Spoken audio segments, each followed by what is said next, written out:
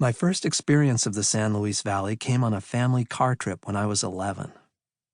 We stayed on the paved roads, but even that was impressive. The Great Sand Dunes National Monument, now Great Sand Dunes National Park and Preserve, looked like fake scenery from a movie until we were in it. I was amazed by its origin story. Grains of sand blown from one side of this huge expanse, about the size of New Jersey, had formed gigantic dunes on the other. The San Juan Mountains to the west hold the remains of an enormous ancient supervolcano whose eruption was one of the largest explosions in Earth's geologic history. When you grow up in a beautiful place that seems to lose some beauty to settlement, i.e. development, every year, you treasure the unchanged. The San Luis Valley still looks much as it did 100 or even 200 years ago. Blanca Peak, at 14,345 feet, the fourth largest summit in the Rockies, overlooks a vast openness. Blanca, named for the snow that covers its summit most of the year, is visible from almost everywhere in the valley and is considered sacred by the Navajo.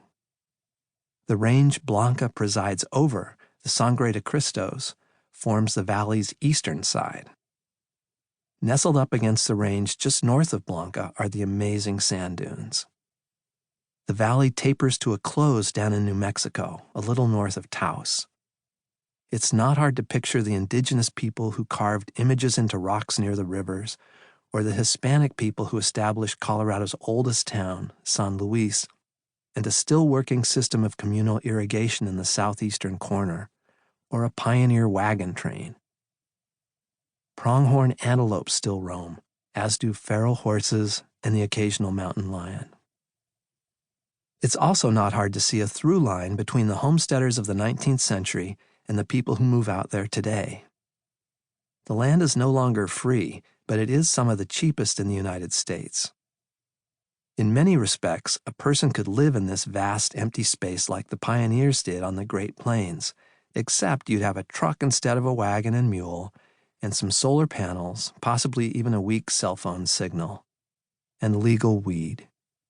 By selling or bartering weed and picking up seasonal labor, you might even get by without having a job, though if you have no income, things can get tricky, especially when winter comes around. It would be extremely difficult to live completely off the land, especially out in the open prairie.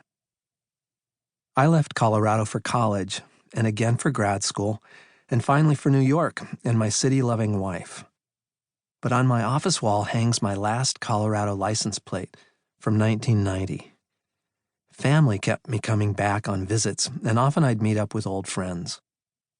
One of these was Jay, whose family had a cozy A-frame cabin in Fairplay, Colorado, about an hour and a half from Denver in another high basin, this one called South Park.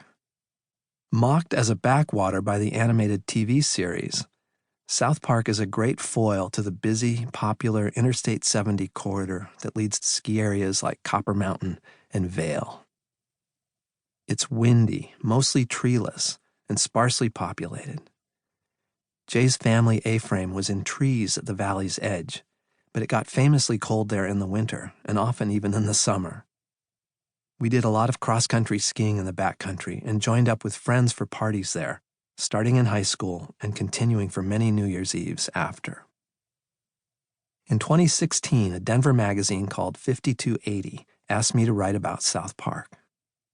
Jay and I reconvened there for a few days. The park is very wide, and we wanted to visit areas we'd never seen before.